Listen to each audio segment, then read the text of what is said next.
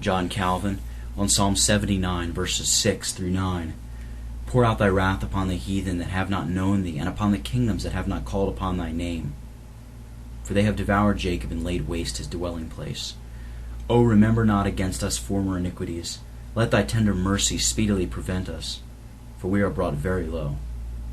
Help us, O God of our salvation, for the glory of thy name, and deliver us, and purge away our sins, for thy name's sake.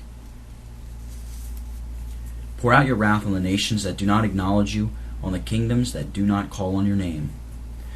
Although it does not become us to prescribe to God the rule of his conduct, but rather patiently to submit to this ordination, quote, that judgment must begin at the house of God, unquote, 1 Peter 4, verse 17. Yet he permits his saints to take the liberty of pleading that at least they may not be worse dealt with than unbelievers and those who despise him.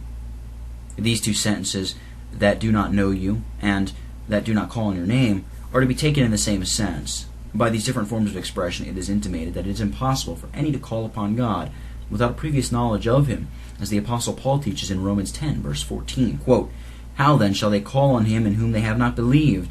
And how shall they believe in him of whom they have not heard? Unquote. It belongs not to us to answer, quote, Thou art our God, unquote, till he has anticipated us by saying, quote, You are my people, unquote, Hosea 2, verse 23. But he opens our mouths to speak to him in this manner when he invites us to himself. Calling on the name of God is often synonymous with prayer, but it is not here to be exclusively limited to that exercise. The amount is that unless we are directed by the knowledge of God, it is impossible for us sincerely to profess the true religion.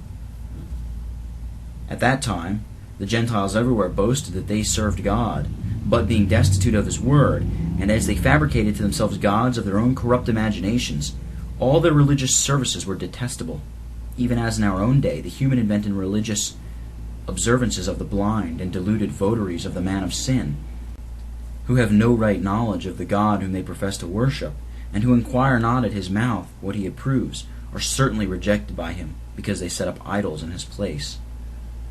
Do not hold against us the sins of the fathers.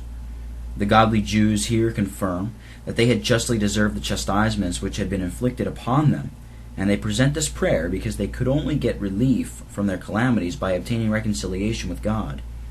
This is the sovereign remedy for every kind of adversity, for so long as he is angry with us, even our prosperity turns out to be unproductive of advantage and happiness.